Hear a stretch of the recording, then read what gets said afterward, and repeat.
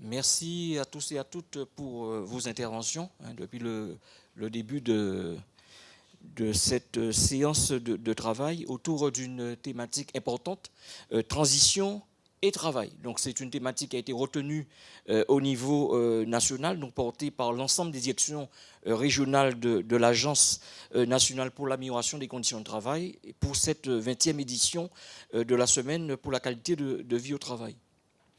Au regard de l'ensemble de ce qu'on vient d'entendre, et les uns et les autres, vous l'avez dit plus ou moins, on voit bien qu'on est dans un cadre qui est contraint, qu'on est obligé les uns et les autres, là on se trouve obligé d'agir, agir au mieux et intégrer qu'on est dans un questionnement autour du modèle auquel nous étions habitués, modèle de fonctionnement, modèle économique de développement des entreprises, modèle aussi des rapports sociaux, de nos échanges au niveau de la société de façon générale, et que tout ça est en train d'être chamboulé, questionne, et finalement, l'intérêt de se questionner autour de la transition et du travail, c'est de dire donc qu'est-ce qu'on a à revoir et comment est-ce qu'on se pose aussi les bonnes questions, quels sont les outils qu'on peut déployer ici ou là, et en termes de méthode, comment on s'y prend.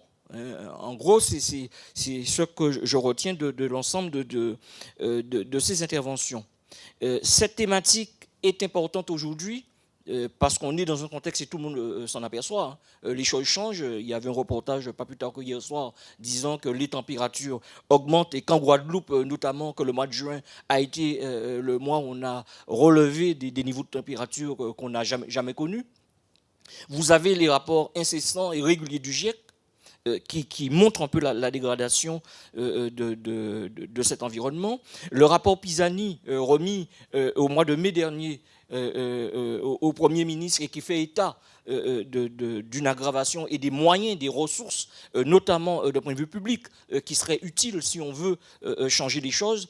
Bref, nous sommes tous concernés. Donc les autorités publiques, bien entendu par les politiques qui vont être édictées, mais aussi les acteurs économiques et finalement les parties prenantes dont vous avez parlé lors de la dernière table. Et on sent bien que c'est une question qui est englobante. On ne peut pas la prendre par petits bouts. C'est comment on fait pour travailler tous ensemble pour tenter de résoudre les difficultés auxquelles nous sommes confrontés. Donc vous avez d'abord indiqué qu'il y a une nécessité d'une prise de conscience. Évidemment, pour agir, il faut déjà être conscient des choses et voir finalement, est-ce qu'on ne tente pas par les mesurettes, par les dispositions qui sont prises, on ne fait que reculer l'échéance et atteindre l'inatteignable, et finalement se dire, mais qu'est-ce que l'ANAC vient faire là-dedans ? Qu'est-ce que l'ANAC vient faire? Est-ce que nous serions tous des écologistes et qu'on subit une forme de mutation sous l'effet des contraintes, des contraintes que je viens de poser? On voit bien qu'au-delà de la question du modèle économique derrière c'est la production. Et pour produire, il faut des gens qui produisent. Et donc la question du travail est bien centrale si on veut bien appréhender cette question de la transition, de la façon dont on la gère, on la pilote. Vous prendrez le vocable qui vous convient le mieux. Nous, au niveau de l'ANAC, vous avez quelques éléments qui ont été présentés en introduction par rapport à la consultation qui a été faite avec un nombre assez important de répondants. On voit bien qu'aujourd'hui, avec l'actualité, avec l'information générale qui se développe, que tout le monde a entendu parler au moins une fois de ces questions-là. Donc il y a un travail de sensibilisation qui est fait au niveau de la société civile.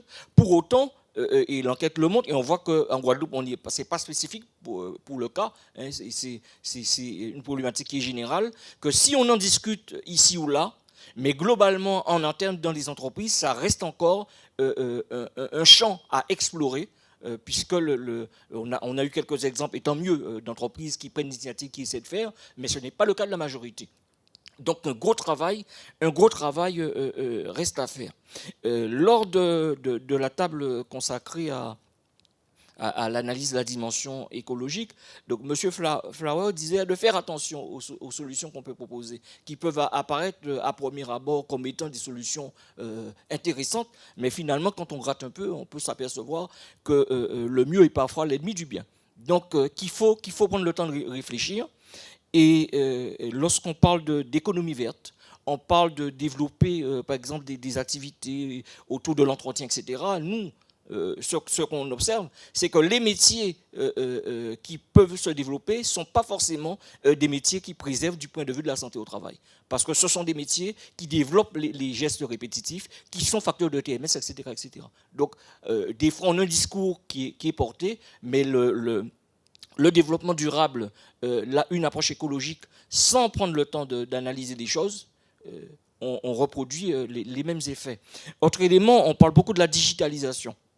Là aussi, on a des travaux qui sont produits, on a des résultats. La digitalisation, c'est le travail du droit.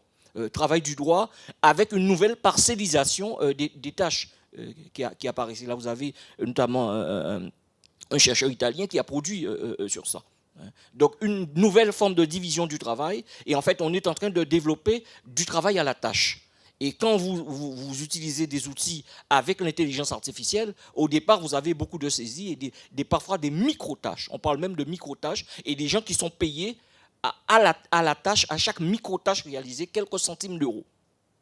Voilà derrière ce qui est présenté comme un renouvellement où on peut avoir finalement une forme de néo, et vous rajoutez ce que vous voulez derrière, mais c'est de l'ancien qu'on est en train de reproduire.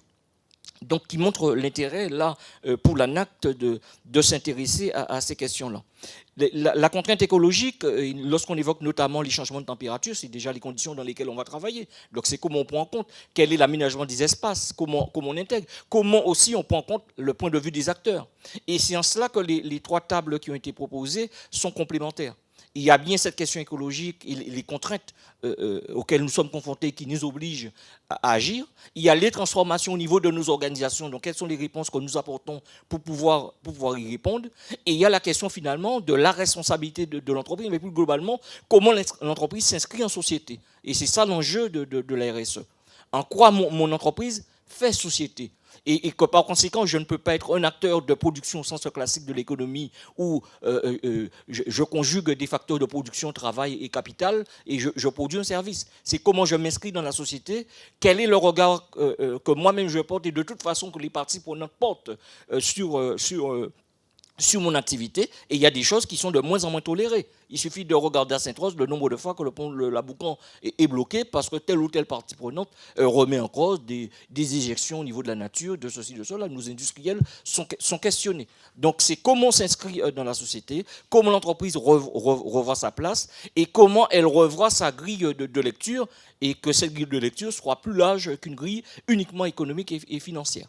Et ce faisant, oui, là on est bien dans une lecture aussi qui peut être politique, de quelle vision, quelle société que l'on veut. Et quand on parle d'entreprise, évidemment les premières sont celles qui peuvent, entre guillemets, produire le plus de dégâts vis-à-vis de l'environnement, et notamment dans le secteur industriel. Mais petites ou grandes, toutes les entreprises sont concernées par ces mutations en cours. Ensuite, vous avez évoqué la question des instruments. Maintenant, c'est comment on mesure, comment on fait, avec quels outils. Bien évidemment, on ne peut pas utiliser les mêmes vieux outils pour mesurer des choses nouvelles. Donc, c'est comment on se réinvente et avec qui. Donc, quels sont les acteurs, comment on intègre l'ensemble des acteurs internes et externes dans cette réflexion.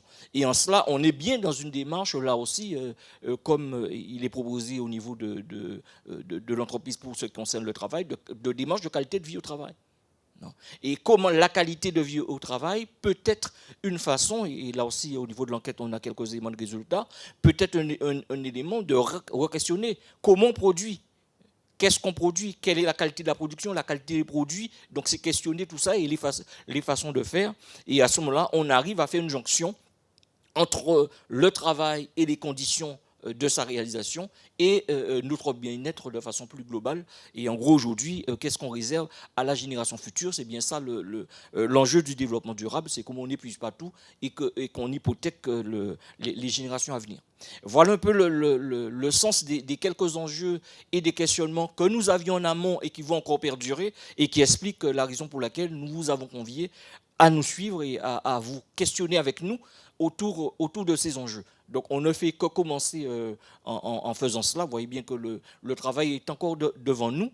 Et pour ce qui concerne, et là je remercie le professeur Elie Kozak pour son intervention. Donc nous avons initié avec l'Université des Antilles un projet de recherche autour des transformations des entreprises. Donc comment elles intègrent ces enjeux écologiques, quels sont les outils et quelles sont les transformations à l'œuvre, notamment dans le secteur agricole qui est aujourd'hui un secteur que nous regardons peu.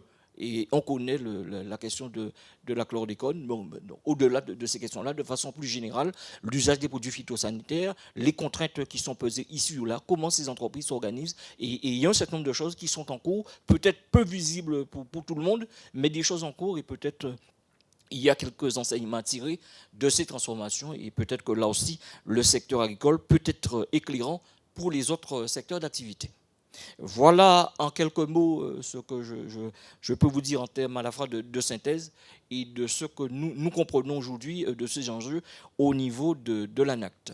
Donc merci de votre participation, merci pour la contribution des uns et des autres, des partenaires, des acteurs, des partenaires sociaux, membres des instances de l'ANACT et au niveau de la RACT en région, puisque évidemment c'est avec vous tous que nous devons continuer à travailler. Vous avez bien compris, le chantier est immense et qu'on aura besoin de tous et de toutes. Merci à vous. Voilà, merci à Rosergob, merci à vous. Merci d'avoir été là, d'avoir participé à ce séminaire qui s'achève. On a un rendez-vous derrière. Vous êtes invités à rester avec nous pour un cocktail déjeunatoire. On va pouvoir continuer à discuter. Et apparemment, je vous souhaite de bonnes grandes vacances, si vous pouvez en prendre. Prudence sur la route. À très bientôt. Merci, au revoir.